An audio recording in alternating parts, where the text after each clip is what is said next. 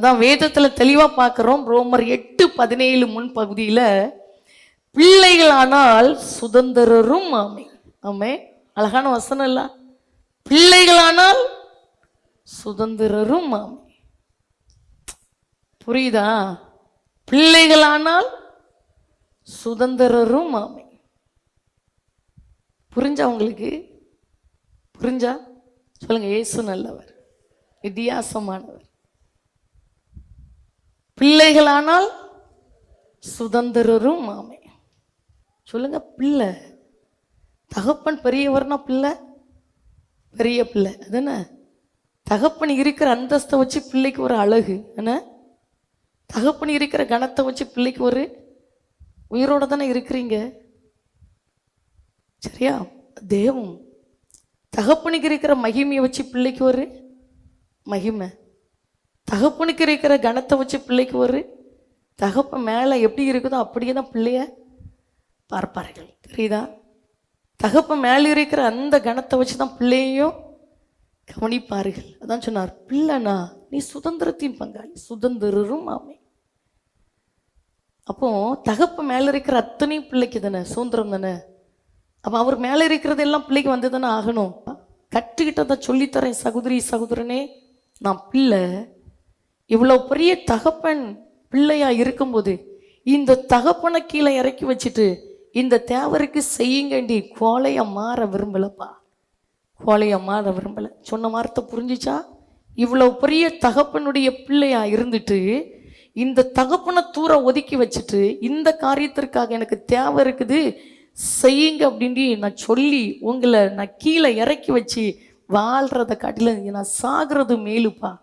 இந்த தீர்மானம் தான் இன்னைக்கு வரைக்கும் நடத்திட்டு வருது. தேவ பிள்ளையே, கர்த்தர் நல்லவர். ஆமென். கட்டுப்பாட்டின் ஆவியானவர் கண்ட்ரோல் பண்ணி நடத்துவார். இஷ்டம் போல அலைவதில்லை, அவர் சித்தம் செய்து வாழ வைப்பார். இதான் சுதந்திரத்தின் பங்காளி. ஹல்லேலூயா. எல்லாம் வைத்திருந்த ஆமென். அவர் மேல இருக்கிற அத்தனையும் பிள்ளைக்கு.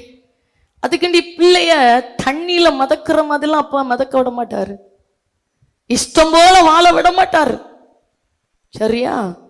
தலைக்கு மேல தண்ணி இருந்துச்சுன்னா கதை ஆபத்தானது. பிள்ளைக்கு தலைக்கு மேலெல்லாம் எதையும் வர விட மாட்டாரு. கணுக்கு அளவு பாப்பாரு, நிக்குதா பிள்ளை நிக்குதா பாப்பாரு. முழங்கால் அளவாக்குவார், நிக்குதா பாப்பாரு. அடுத்தது கழுத்தளவு கொண்டு வருவார், நிக்குதா பாப்பாரு. இதெல்லாம் நின்னா நீந்தக்கூடிய அளவிற்கு கொண்டு போவார். இன்றைக்கும் தேவ பிள்ளையே இருக்கிற டேபிளை வந்து பார்த்தீங்கன்னா நீங்களே சிரிப்பீங்க சிரிப்பீங்க. எல்லாத்துக்கும் ஒரு கவரை வச்சு எழுதுவேன். என்னென்ன பண்ணணும், ஃபீஸா, என்ன காரியம், யாருக்கா செய்யணுமா, ஏதாவது ஊழியக்காரர் வர்றாங்களா, கவர் வச்சுருப்பேன். 4வது வாரம் கண்ணு தெரியாதவங்க கூட்டமா, எல்லாத்துக்கும் ஒவ்வொன்று வச்சு எழுதி வச்சுருப்பேன். கையில் 500 ரூபாயா 1000 ரூபாயா வர வர வர எந்த இதில் வைக்கணுண்டி ஆவியானவர் ஏவுறாரோ அந்த கவரை நிரப்பிட்டே இருப்பேன். நான் அதிகமாக அவரை பார்த்து சொல்லுவேன், நான் பண்ணுறதை பார்த்தா நீங்களே சிரிச்சிட்டு இருப்பீங்கப்பா. இந்த சிறு துளி தான் இன்னைக்கு பெருவெள்ளமாய் மாறிட்டு இருக்குது. இஷ்டம் போல வாழ விட மாட்டார். தண்ணியில் விழுந்து நீந்துற முதல்ல நீந்த விட மாட்டார். கர்த்தர் ஜீவன் உள்ளவர். அல்லேலூயா. ஆமென். சொல்லுங்க. இயேசு நல்லவர். மனம் போல வாழ விட மாட்டார். ஆவியானவர் சொல்றதுனால சொல்றேன், இஷ்டத்துக்கு வாழ விட மாட்டார். ஆமென். சொல்லுங்க. அவ்வளவு பெரிய தகப்பன், அவ்வளவு நல்ல தகப்பன். தேவ பிள்ளையே, ஆடம்பரமாக இருந்தோன்னா செலவு பண்ணோன்னா வாழ முடியாது. சரியா? நம்மளை புடைச்சி பார்க்கிறவர், புடைச்சி பார்க்கிறவர். நமக்குண்டி ஒரு வழியை கர்த்தர் வச்சிருக்கிறார், நமக்குண்டி ஒரு பாதையை பூமியில் வச்சிருக்கிறார். நம்ம பிள்ளைகளானால் சுதந்திரரும் ஆமி. வைத்துறங்க. பிள்ளைகளானால் சுதந்திரரும் ஆமி. கர்த்தர் நல்லவர். அல்லேலூயா. இன்னைக்கு அவருடைய சுதந்திரத்துல 2 காரியத்தை நாம் சுதந்திரித்து பிள்ளை என்ற அடையாளத்தை காட்ட போறோம். சரியா? அவருடைய சுதந்திரத்துல 2ஐ நாம் சுதந்திரித்து கொள்ள போறோம். சொல்லுங்க. அப்பா மேல் இருக்கிற நன்மையில 2 நான் சுதந்திரிக்க போறேன். பிள்ளையானால் சுதந்திரம் ஆமை. எல்லாத்துக்கும் என்ன தருமா, இவரை தேடிட்டா நல்லா இருந்துடணும் அப்படிலாம் கிடையாது.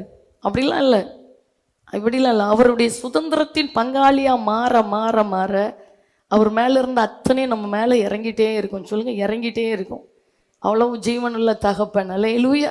அவ்வளோ உயிருள்ள ஒரு தகப்பன். ஆமென். சொல்லுங்க, அவ்வளோ மகிமையான ஒரு தகப்பன். அல்லேலூயா. அந்த கணம் நம்ம மேலே வந்துட்டுனா எதுவும் வேண்டாம், எதுவுமே வேண்டாம், எதுவும் வேண்டாம், கையை வேண்டாம், காலை வேண்டாம், ஒன்றுமே தூக்கி சமைப்பாங்க. அந்த மகிமை, சுதந்திரத்தின் மகிமை நம்ம மேலே வந்துட்டுனா நம்மளை உலகம் தூக்கி சமைக்கும். சொல்லுங்க, தூக்கி சமைக்கும். ஆமென். என்ன உலகம் தூக்கி சமைக்கும். சொல்லுங்க, தூக்கி சமைக்கும். அவர் கணம் நம்ம மேலே வந்துட்டுனா எல்லாம் நம்மளை தேடி வந்துடும். என்ன அதிகாரம் இருந்தானே, என்ன இருந்தானே, நம்மளை தேடி எல்லாம் வந்துடும். இயேசு பெரியவர். ஆமென். இன்னைக்கு ஆவியானவர் உங்கள் கூட தெளிவுபடுத்தி உங்களை ஆசீர்வதிச்சு அனுப்ப போகிறார். முதலாவதாக வேதத்தை எடுத்து வாசித்து பார்த்தோன்னா 1 பேதுரு 1ஆம் அதிகாரம் 15வது வசனத்தில், 1 பேதுரு 1:15 அப்போஸ்தலனாகிய பேதுரு அழகா சொல்றாரு, உங்களை அழைத்தவர் பரிசுத்தராய் இருக்கிறதை போல நீங்களும் உங்கள் நடக்கைகள் எல்லாவற்றிலும் பரிசுத்தராய் இருங்கள். உங்கள் நடக்கைகள் எல்லாவற்றிலும், ஒரு குறிப்பிட்ட காரியம் இல்லை, உங்கள் நடக்கைகள் எல்லாவற்றிலும் பரிசுத்தராய் இருங்கள். நடக்கையில் ஏதாவது ஒரு பகுதியை பாவத்துக்கு இடம் கொடுத்தாலும் சத்துருவானவன் அதிகாரத்தை காட்ட ஆரம்பிச்சிருவான். பாவம் எங்கே இருக்குதோ அங்கே அவன் உரிமை காட்டிடுவான்.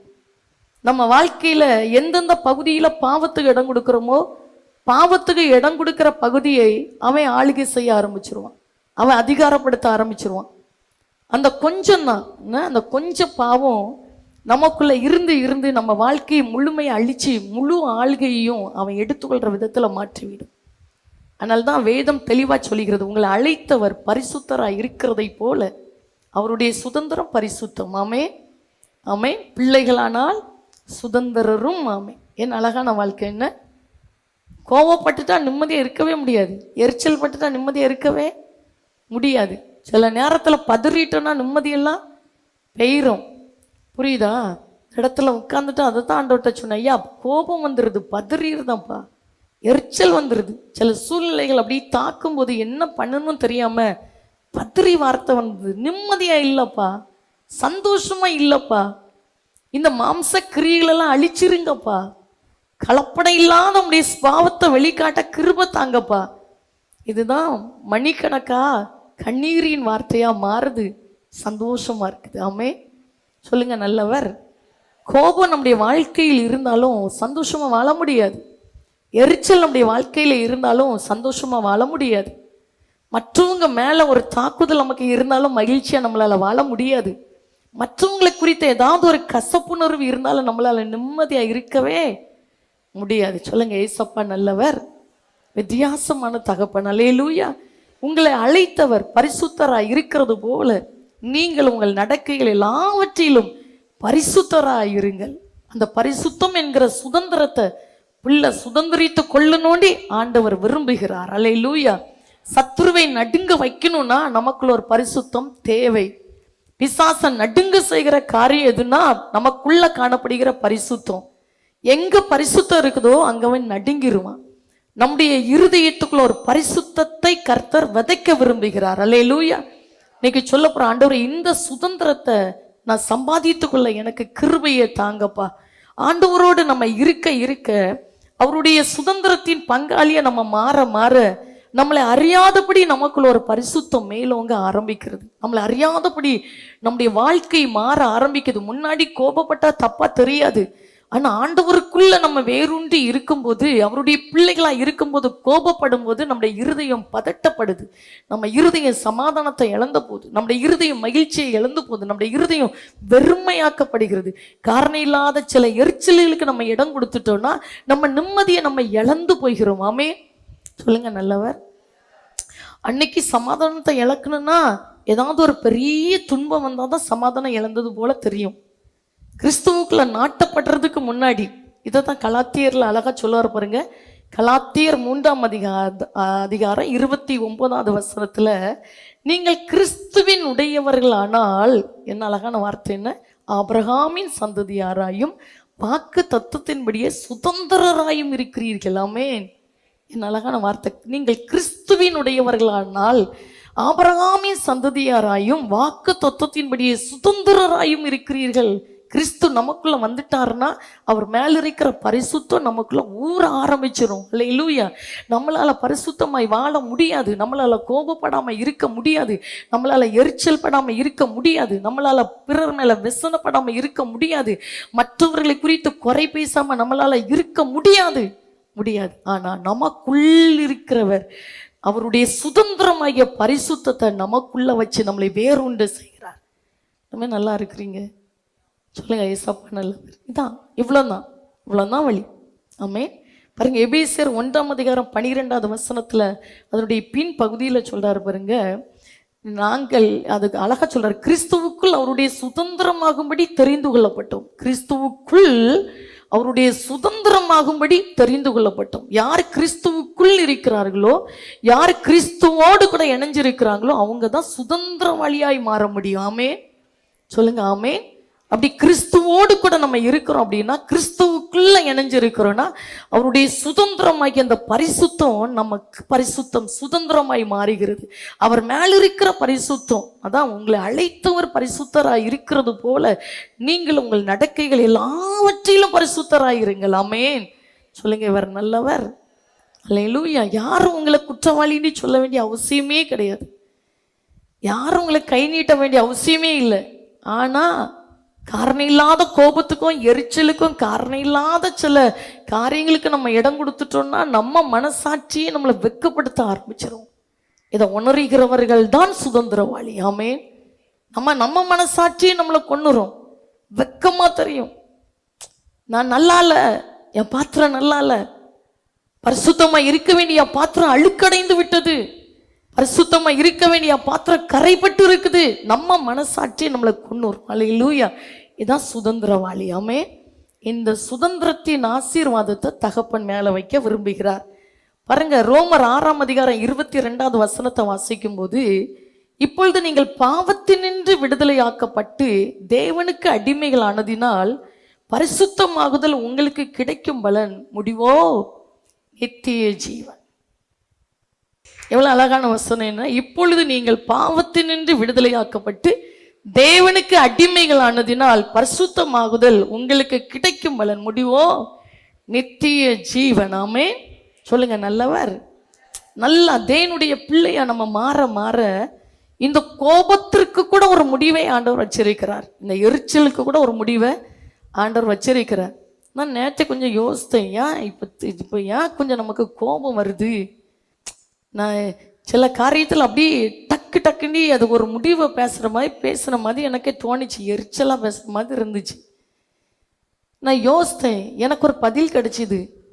நான் இந்த போன வாரத்தில் ஒரு இதை பார்த்தேன், கோபத்தை அடக்குவது எப்படி அப்படின்ட்டு ஒரு உலக மனுஷன் பேசுகிறவங்களுக்கு சொல்லி தரணும், கற்றுத்தர்றதுக்காக அதுக்குள்ளே போய் பார்த்தேன், கோபத்தை அடக்குவது எப்படி. சரி, சில காரியங்களை படிச்சுட்டோம் அப்படின்னா நம்மளும் படித்து பிள்ளைகளுக்கும் கற்றுக் கொடுக்கலாமே அப்படின்னு சொல்லி என்னத்தான் போட்டிருக்குதுன்னு உள்ளே போய் பார்த்தோம் அப்படின்னா அதில் என்ன தரமா போட்டிருந்தா, ஒரு மனுஷன் ஏர்போர்ட்டில் பயங்கரமாக கோவப்பட்ட உடனே அவன் அமெரிக்காவுக்கு போகக்கூடியவன், சரியா, அமெரிக்காவுக்கு போகக்கூடியவன் ஏர்போர்ட்டில் பயங்கரமாக கோவப்பட்டுருக்கிறான். இந்த கோபப்பட்ட நபர் அமைதியாக நின்னாராம். இப்போ இவர்கிட்ட போய் கேட்டாங்களாம், இவன் இவ்வளவு கோபப்படுத்துறான், இவ்வளவு எரிச்சலாக பேசுகிறான், ஏன் அவனுக்கு கோபமே வரலையா? வாய் துறக்காமல் அமைதியாக இருந்தியே, உனக்கு கோபமாக வரலையா அப்படின்னு சொன்னோன்னா அவன் ஒரு பதில் சொன்னானா. என்ன சொன்னான்னா அப்படின்னா, அவன் போகிறது அமெரிக்கா, அவன் பொருள் ஜப்பானுக்கு போயிட்டே இருக்குது, சரியா, அவன் அமெரிக்காவுக்கு போகிறான், அவன் பொருள் ஜப்பானுக்கு போயிட்டே இருக்குது, நான் ஏன் கோபப்படணும்? இதை கேட்டோன்னா போ பிசாசு அப்படின்ட்டு ஆஃப் பண்ணி போட்டேன். உங்களுக்கு புரியலை தானே? நிறைய பேருக்கு புரிஞ்சவங்க சிரிக்கிறீங்க. அவன் அமெரிக்காவுக்கு போகிறான், அவன் பொருள் அமெரிக்காவுக்கு நான் ஏற்றி விட்டுருக்கணும். ஆனால் அவன் ஏன்ட்ட இவ்வளோ கோபப்பட்டான், இவ்வளோ எரிச்சப்பட்டான், அவனுக்கு கொடுக்குற பிரதிபலன் என்னென்னா, அவன் பொருளை அமெரிக்கா அவன் பின்னாடி ஏற்றி விட்றதுக்கு பதிலாக ஜப்பான் வண்டியில் ஏற்றி விட்டேன். இப்போது உன் கோபத்துக்குள்ள பதிலாக வாங்கிக்க என்று சொல்லி, இதான் உலக மனுஷன் கொடுக்குற பதில். ஆனால் தேவன் அப்படிப்பட்டவர் அல்ல. அவருடைய பொறுமையை நமக்கு கற்றுத்தர விரும்புகிறார். ஆமே. அவருடைய சாந்த குணத்தை நமக்கு கற்றுத்தர விரும்புகிறார். ஒரு கணத்தில் அரைந்தால் மறு கணத்தையும் காட்டுன்னு சொன்னாரே, அப்படிப்பட்ட ஒரு கிருபையின் ஐஸ்வர்யத்தை நமக்குள்ள வச்சு சத்துருவை நட்டுங்க செய்கிற ஒரு பரிசுத்த வேரை நமக்குள் இருந்து முளைக்க வைக்க தகப்பன் விரும்புகிறார். நல்லா கைகளை தட்டி நல்லா வாயை திறந்து ஹல்லேலூயா சொல்லுங்க. இயேசு நல்லவர். ஆமென். இன்னைக்கு சொல்ல போற, ஆண்டவரே உம்முடைய கிருபை எனக்கு போதும் ஐயா, அந்த பரிசுத்தத்தை நான் சுதந்திரமாய் உரிமை பாராட்டி பெற்றுக்கொள்றேன்ப்பா. ஆமென். கற்று தருவார். ஆமே. காரியம் முடிஞ்சதுக்கு பிறகு சொல்லி தருவார். நீ ஏன் அவசரப்பட்டா, நீ ஏன் பதறினா, என்ன பிரயோஜனம்? கொஞ்சம் நீ அமைதியா இருந்திருந்தியன்னா காரியத்தை சால்வா முடிச்சிருக்கலாமே. தகப்பன் சொல்லி தருவார் பாருங்க.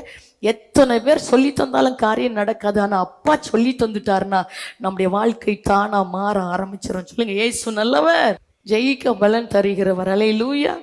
கற்று தரணும் அப்படின்னா அந்த சுதந்திரத்தை நம்ம மேல வைக்கிறார். அவர் மேல இருந்த பரிசுத்தம் நம்ம அனுபவிச்சுட்டு போறதுக்காக அல்ல, நமக்குள் இருக்கிற அந்த பரிசுத்தத்தை மற்றவர்களுக்கும் சுவைக்க கொடுக்கும்படியாயாமே நமக்குள் இருக்கிற அந்த சுதந்திரமைய பரிசுத்தத்தை மற்றவர்களுக்கும் கொடுத்து சுவைக்க வைக்கும்படியாக தான் கர்த்தர் நம்மளை வேறுண்ட செய்து கொண்டிருக்கிறார். சில காரியத்துல பாருங்க, அப்படியே போராடிட்டே இருப்போம், தத்தளிச்சுட்டே இருப்போம், அப்படியே இருப்போம், 90% அப்படியே இருந்துரும். கடைசியில் பாருங்க அப்படியே குமுறிடும். இப்போ எல்லாம் முடிச்ச பிறகு அமைதியாக இருக்க சொல்லுவார், இந்த 10ஐயும் ஜெயிச்சிருந்தா அடுத்ததுக்குள்ளே போயிருக்கலாம்ல, இந்த 10ல நீ தோத்ததுனால பழையபடி அதிலே உட்கார்ந்து நீ உருவாக்கப்படுகிற வரைக்கும் உன்னை ஊன்ற கட்ட விரும்புகிறேன். இப்போ புரியுதா? அவருடைய பிள்ளைகளை கர்த்தர் அழகுபடுத்துகிறவர். ஆமென். பரிசுத்தத்தில் அழகுபடுத்துகிறவர். அல்லேலூயா. சாந்த குணத்தில் அழகுபடுத்துகிறவர், கோபத்தை வேரோட அழிக்க செய்கிறவர். இன்னைக்கு சொல்ல போறோம், நம்மளை அறியாம நம்ம உருவாக்கப்படுறோம். நமக்கு தெரியுதா? நம்மளை அறியாம நம்ம உருவாக்கப்பட்டுட்டே இருக்கிறோம் தேவ பிள்ளையே. சில காரியத்தை கேட்டால் அவங்களுக்கு எரிச்சல் ஆகுது அப்படின்னா, இதெல்லாம் ஏன் இப்படி பேசுறாங்க, இதெல்லாம் ஏன் இப்படி சொல்றாங்கன்னு எரிச்சலாக ஆரம்பிச்சிட்டுன்னா இது உங்களுக்குள்ள வளர ஆரம்பிச்சிட்டுன்னு அர்த்தம். ஆமென். சொல்லுங்க, அவர் நல்லவர். சில காரியத்தை பார்த்தோன்னா உங்களுக்குள் இருக்கிற அந்த ஆவி ஒரு மாதிரி இது ஆகிட்டே இருக்கும், எரிச்சல் ஆகிட்டே இருக்கும் அப்படின்னா நீங்கள் கர்த்தருக்குள்ள ஊண்ட கட்டப்பட்டு கொண்டு இருக்கிறீர்கள். அல்லேலூயா.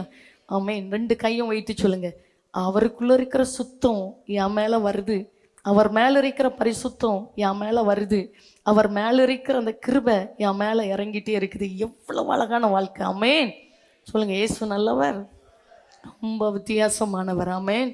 பாருங்க, அதே மாதிரி எபிரேயர் 12:10 வாசிக்கும் போது ஏன் இந்த சுதந்திரத்தை நமக்கு தருகிறார் அப்படின்னா, பாருங்க, இவரோ தம்முடைய பரிசுத்தத்திற்கு நாம் பங்குள்ளவர்கள் ஆகும் பொருட்டு நம்முடைய பிரயோஜனத்திற்காகவே நம்மளை சிச்சிக்கிறாராம். சில நேரத்தில் கண்டிப்பார், எச்சரிப்பார், இப்படி பண்ணாத, இதை செய்யாத, அங்கே போகாத, இனி இப்படி பேசாத, இப்படி பேசுகிற மனிதர்களோட ஐக்கியம் வைக்காத, இந்த சிநேகம் உனக்கு வேண்டாம், இந்த ஐக்கியம் உனக்கு வேண்டாம், நம்மளை கண்டித்து நடத்துவார். நல்ல தகப்பன் எப்படி தெரியுமா இருப்பாரு? நம்மகிட்ட இருக்கிற நல்லதையே பேசி நல்லதையே சொல்லிட்டு இருக்க மாட்டார். நல்ல தகப்பனுக்கு என்ன இருக்கும், என் பிள்ளைகிட்ட என்ன குறை இருக்குதோ அந்த குறையை மாத்திரம் என் பிள்ளைகிட்ட இருந்து நான் மாற்ற விரும்புகிறேன்.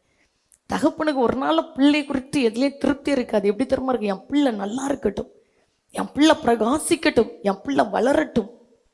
சரியா? நம்ம செய்கிறதே நீ நல்லா பண்ணுறா, நல்லா வளர்ந்துட்டா, நல்லா இருக்கிறா, இப்படி சொல்லிகிட்டே இருந்தோன்னா ஒரு நாள் வளர்ந்து கூட மாட்டோம், திருப்தி ஆயிரும். நான் இப்படி ஆயிட்டனோ, நான் அப்படி ஆயிட்டனோன்னு இருக்கும். ஆனால் ஒரு நல்ல தகப்பனுடைய அடையாளம் என்ன தெரியுமா? ஒரு நல்ல தேவ மனுஷனுடைய மகன் ஒரு நாள் ஒரு சாட்சி சொல்லும்போது சொன்னார், எங்கள் அப்பா ஒரு நாளும் நல்ல ஒரு தேவ மனிதன், இந்த பூமியில் கர்த்தருக்காக பிரகாசித்து தன்னுடைய பிள்ளைகளையும் கர்த்தருக்காகவே வளர்த்து இந்த உலகத்தை விட்டு கடந்து போன ஒரு நல்ல பரிசுத்தவான். அவரை குறித்து அவருடைய மகன் ஒரு சாட்சி கொடுக்குறாரு. சொன்னார், எங்கள் அப்பா ஒரு நாளும் நான் செஞ்சதையே பெருசாக பேசவே மாட்டாங்க, என்கிட்ட என்னென்ன இருக்குதோ திறமையெல்லாம் பெருசாக எங்கள் அப்பா சொல்லவே மாட்டாங்க.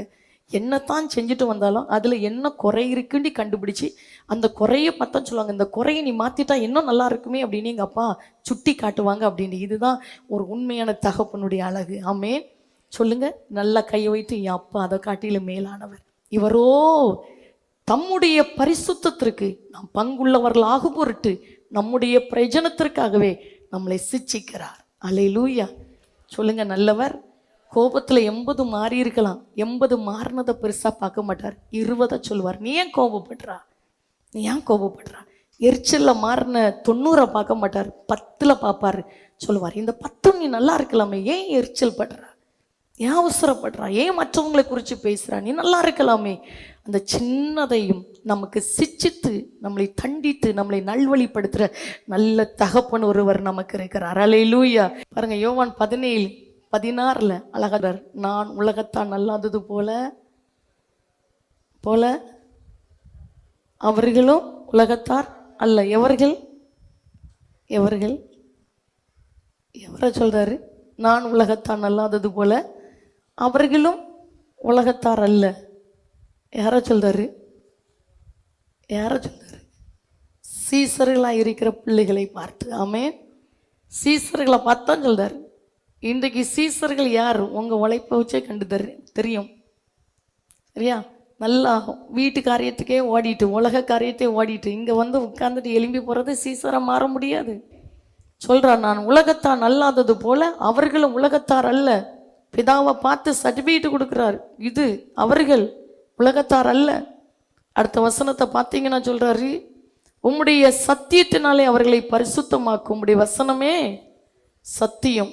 உம்முடைய சத்தியத்தினாலே அவர்களை பரிசுத்தமாக்கும். இங்கே உறங்கிட்டா சத்தியம் கிடைக்காது. இங்கே வந்து உட்காந்துட்டு சிந்தையை அங்கே இங்கே பறக்க விட்டுட்டா சத்தியம் கிடைக்காது. சம்பாதிக்க முடியாது. சம்பாதிக்கிற பணம் கையில் ஆசீர்வாதம் அனுக்கணுமா? அவர் கிருபை வேணும். சம்பாதிக்கிறத நம்ம அனுபவிக்கிறதற்கு அனுக்கிரகம் பாராட்டுகிறது தேவனை என்று வசனம் சொல்லுது. ஆமென். உம்முடைய சத்தியத்தினாலே அவர்களை பரிசுத்தமாக்கும். உம்முடைய வசனமே சத்தியம். அடுத்ததுல, நீர் என்னை உலகத்தில் அனுப்பினது போல நானும் அவர்களை உலகத்தில் அனுப்புகிறேன். அல்லேலூயா. அனுப்புகிறேன். ஆமென். என்ன அழகான வார்த்தை! என்ன? நீர் என்னை உலகத்தில் அனுப்பினது போல நானும் அவர்களை உலகத்தில் அனுப்புகிறேன். அனுப்பி இருக்கிறார். உன்னதத்தில் அவரோட கூட அன்னைக்கு உட்கார வச்சுட்டார். என்னைக்கு பாவத்துக்கு செத்து நீ ஆவியில் உயிர் அடைஞ்சாயோ தேவ பிள்ளையே, அன்னைக்கே உன்னதத்தில் அவரோட கூட உன்னை உட்கார செஞ்சிட்டாரு. கையை தட்டி நல்லா புரிஞ்சிச்சுன்னா ஆவியில நிரம்பி. ஹல்லேலூயா. இயேசு நல்லவர். ஆமென். இப்படிப்பட்ட தேவ பிள்ளையை பார்த்து தான் சொல்றாரு, நீர் என்னை உலகத்தில் அனுப்பினது போல நானும் அவர்களை உலகத்தில் அனுப்புகிறேன். ஹல்லேலூயா. சொல்லுங்க, இயேசு நல்லவர். அதனால்தான் அப்போஸ்தலனாகிய பவுல் 2 கொரிந்தியர் 7:1 சொல்வார், பிரியமானவர்களே.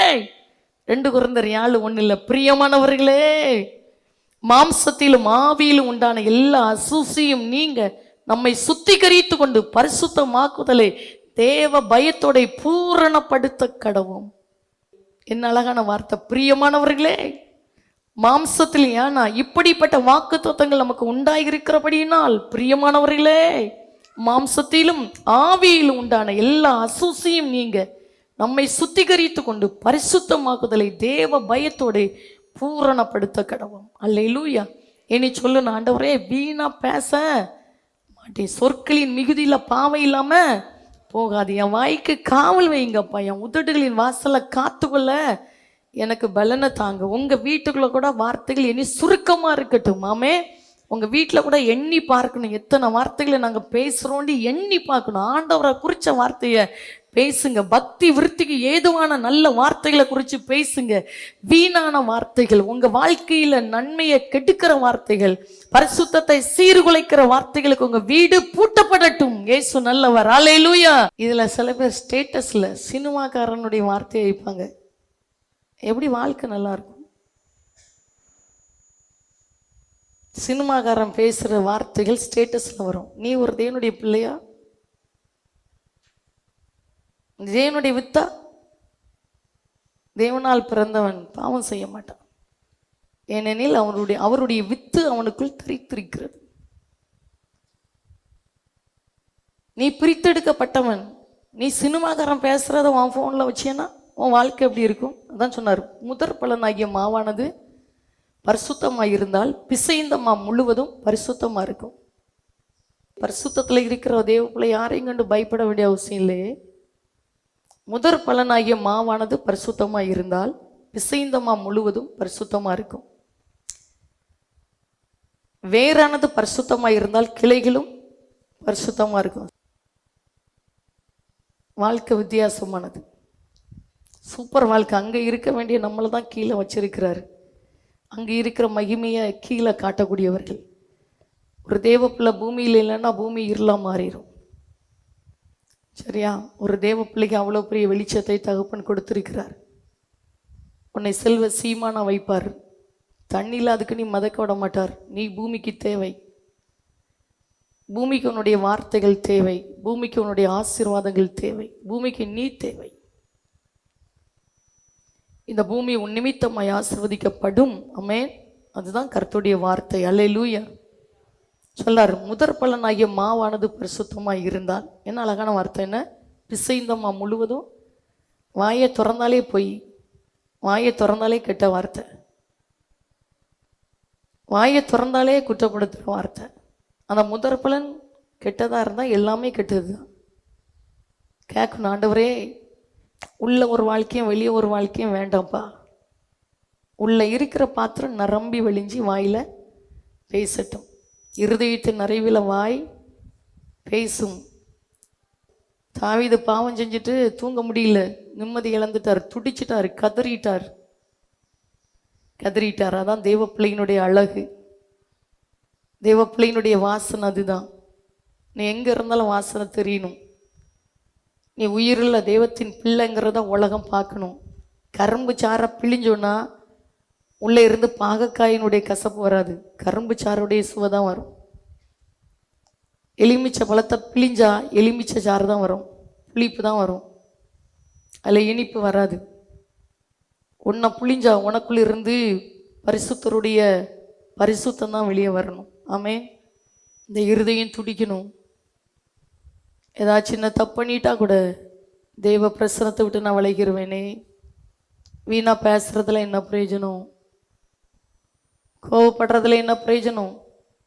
நான் கோபத்தையே பிடிச்சு வைக்கிறதுல என்ன பிரயோஜனம்? ஏதாவது ஒன்றை என் இருதயத்திலே பிடிச்சு வைக்கிறதுனால என்ன லாபம்? சின்ன குழந்தைய போல என்ன மாற்றுங்கப்பா. ஒரு தேவனுடைய பிள்ளை டக்குன்னு எலும்ப தெரியணும், எதையும் பிடிச்சிட்டே இருக்கக்கூடாது. உயிர் இருக்கிற வரைக்கும் உனக்கு ஒரு நம்பிக்கை உண்டு. பெரிய பெரிய காரியங்களை செய்வார், பெரிய பெரிய மகிமையை செய்வார். அல்லேலூயா. ஆமென். நல்ல கையை சொல்லுங்க. சாதிக்க பிறந்தேன், சாதிக்கிறதற்கு தான் வந்திருக்கிறேன். கலக்குவேன். ஓட்டத்தை முடிக்கும் போது வெற்றியாக முடிப்பேன். குறையெல்லாம் வச்சுட்டு முடிக்க மாட்டேன். பாதி அழுக்கையும் பாதி சுத்தத்தையும் வச்சுட்டுலாம் முடிக்க மாட்டேன். ஆமென். என்ன பேசுகிறனோ அது உள்ள வாழ்க்கையாக மாறட்டும்னு கேட்கணும். நான் என்ன பேசுகிறேனோ அது வாழ்க்கையாக மாறட்டுப்பா. சரியா? பேச்சை வாழ்க்கையாக மாற்றுங்க. உள்ள ஒரு பேச்சும் வெளியே ஒரு வாழ்க்கை எனக்கு வேண்டாம். உள்ள இருக்கிறத நான் பேசணும். நான் உள்ள இருக்கிற வாசனை வெளியில வரட்டும். அந்த அளவுக்கு என்னை சுத்தப்படுத்துங்கப்பா, என்னை சுத்தமாக்குங்க. என்ன சூப்பர் வாழ்க்கை! என்ன அழகான வாழ்க்கை! உள்ளத்துல இருக்கிறத வெளியில காட்டுகிற வாழ்க்கை, உள்ள இருக்கிறதை வெளியில திறக்கிற வாழ்க்கை. சிலிண்டரில் கேஸ் இருந்து சிலிண்டரை ஆன் பண்ணுறோன்னா கேஸ் வெளியில் வரும். உள்ளே இருக்கிறதை வெளியில் கொடுக்குறேன். நம்முடைய கண்கள் அவரையே பார்க்கட்டும். அவருடைய முகத்தை நோக்கி பார்த்தா நம்ம பிரகாசமாகிடலாம். அவர் முகத்தை மறைச்சிட்டாருன்னா நம்ம வாழ்க்கை தடுமாறிடும், வாழ முடியாது. நம்மகிட்ட இருக்கிற சில அக்கிரமங்கள், அந்த உணர்ச்சியில் வரைகிற சில உணர்ச்சிகள், இது எல்லாமே அவர் முகத்தை நமக்கு மறைச்சிருமா. வேண்டான்னு சொல்லணும். அக்கிரமம் என்ன வேண்டாம், பாவம் என்ன எனக்கு வேண்டாம். சரியா? ரொம்ப நல்லவர். ஆமென். ரொம்ப வித்தியாசமானவர். அல்லேலூயா. தகப்பனை போல ஒரு ஒரு அன்பு உலகத்தில் எதுக்கும் இல்லை. அவர் குணத்தை குணமாக தந்துடுவார். சொல்லுங்க, அவருடைய குணத்தை குணமாக தந்துடுவார். அவருடைய பரிசுத்தத்தை சாயல வச்சிருவாராம். ரொம்ப நல்லவர். நீ முழுமையாக தகப்பனுடைய கையில் கொடுக்குறேன். என்ன அழகான சூப்பர் வாழ்க்கை! என்ன சூப்பரான வாழ்க்கை! வெளித்தோட்ட கிறிஸ்தவ வாழ்க்கை அல்ல, வெள்ளையடிக்கப்பட்ட கிறிஸ்தவ வாழ்க்கை அல்ல, உள்ள அழகு.